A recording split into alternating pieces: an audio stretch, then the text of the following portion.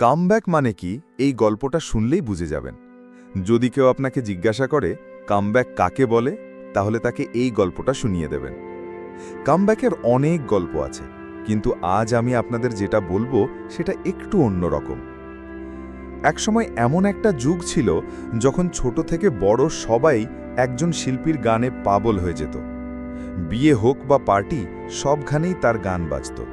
তার গান শুনে কেউ নাচতে নাচতে মদে ডুবে যেত, আবার কেউ হয়তো জীবনটাকে পুরোপুরি আনন্দে উপভোগ করতে শিখে যেত। সেই শিল্পীর গানের জন্য সবাই এতটাই পাগল ছিল যে তার পরের গান কবে আসবে সেই অপেক্ষায় দিন গুনত। ছোট ছোট বাচ্চারাও তার গানের কথা মুখস্থ করে ফেলত।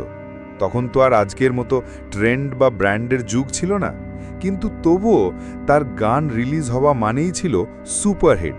সবাই একসঙ্গে গাইত আর শুনত। কিন্তু হঠাৎ একদিন সে হারিয়ে গেল। তার আর কোনো নতুন গান এলো না, খবরেও তাকে আর দেখা গেল না।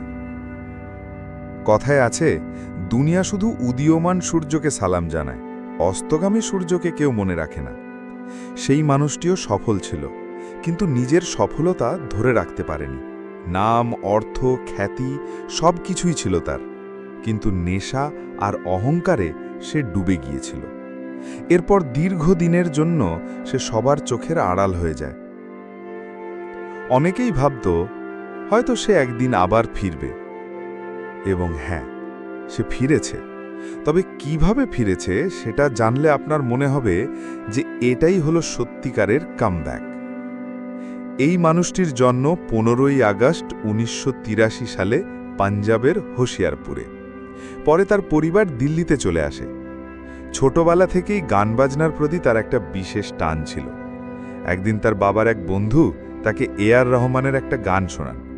গানটা ছিল তামিল ভাষায়, তাই সে গানের কথা কিছুই বুঝতে পারেনি, কিন্তু সুরটা তার এতটাই ভালো লেগেছিল যে তখন থেকেই সঙ্গীতের প্রতি তার আসল আগ্রহ জন্মায়। স্কুল কলেজে সে গান লিখতে শুরু করে, বিভিন্ন অনুষ্ঠানে পারফর্ম করত এবং বন্ধুদের কাছ থেকে অনেক প্রশংসাও পেত। পরে সে যুক্তরাজ্য ট্রিনিটি স্কুল থেকে সঙ্গীত নিয়ে পড়াশুনো করে দেশে ফেরে। শুরুতে সে কিছু দেশাত্মবোধক গান তৈরি করে, কিন্তু সেগুলো চলেনি। তখনই সে বুঝতে পারে তাকে কিছু নতুন করতে হবে। একদিন সে দেখল ছোট ছোট ছেলেমেয়েরা ইংরেজি গান শুনছে। গানের কথা না বুঝেও তারা তার বিটে নাচছে। তখনই তার মাথায় একটা বুদ্ধি আসে, পাঞ্জাবি লোক গানকে হিপহপ মিউজিকের সঙ্গে মিশিয়ে কিছু একটা করা যেতে পারে। তবে এমন আইডিয়া আগে কেউ শোনেনি, তাই কেউই তাকে সমর্থন করত না। এরপর একদিন দিল্লিতে তার সঙ্গে দেখা হয় গায়ক অশোক মাস্তির।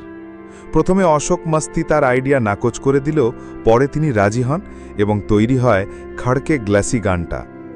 গানটা খুব বড় হিট না হলেও বেশ চলেছিল। এরপর নিজের আত্মবিশ্বাসের ওপর ভর করে 2011 সালে সে তৈরি করে লাখ 28 কুড়িদা গানটা, যা ছিল এক কথায় অসাধারণ হিট। এরপর আসে তার অ্যালবাম ইন্টারন্যাশনাল ভিলেজার।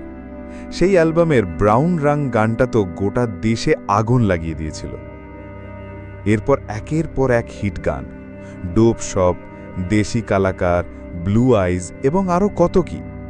তবে এত সাফল্যের মাঝেই তার জীবনে নেমে আসে সবচেয়ে অন্ধকার সময়। তার বাইপোলার ডিসঅর্ডার ধরা পড়ে। এটি এমন এক মানসিক রোগ যেখানে একজন মানুষ মারাত্মক মেজাজের ওঠানামা, অদ্ভুত চিন্তা, সন্দেহ এবং এমনকি আত্মহত্যার প্রবণতার সঙ্গে লড়াই করে।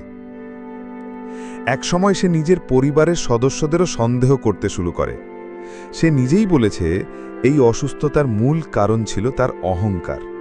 সে ভাবত ঈশ্বরকে যা যা চেয়েছিল সবই তো তিনি দিয়েছেন, আর পাওয়ার মতো কিছুই বাকি নেই। এই অহংকার ভাঙার জন্যই হয়তো ঈশ্বর তাকে এই কঠিন সময়ের মধ্যে ফেলেছিলেন। 3 বছর এই রোগের সঙ্গে লড়াই করার পর সে আবার ধীরে ধীরে নিজেকে গুছিয়ে নেয়। কিন্তু ততদিনে ইন্ডাস্ট্রি অনেক বদলে গেছে। নতুন গায়ক এসেছে, গানের স্টাইলও নতুন। অনেকে বলতে শুরু করেছিল হানি সিংয়ের যুগ শেষ, কিন্তু হানি সিং আবার ফিরল। ধীরে ধীরে কালা স্টারের মতো গান দিয়ে সে সবাইকে বুঝিয়ে দিল, ভাই আমি এখনো ফুরিয়ে যাইনি।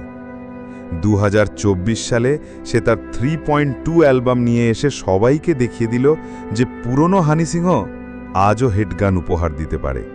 হ্যাঁ, আগের মতো সেই ক্রেজ হয়তো এখন আর নেই, কিন্তু এই যে ফিরে আসা, এই যাত্রাটাই ছিল সত্যিকারের কামব্যাক। আর আমি বলেছিলাম না, এই কামব্যাকটা কেন আলাদা? কারণ একসময় যে হানি সিং তার গানে সবাইকে নেশায় মাতাতো, আজ সেই হানি সিংই বলছে, নেশা করা খারাপ, এসব থেকে দূরে থাকো। বন্ধুরা, আজকের মতো এখানেই শেষ করছি।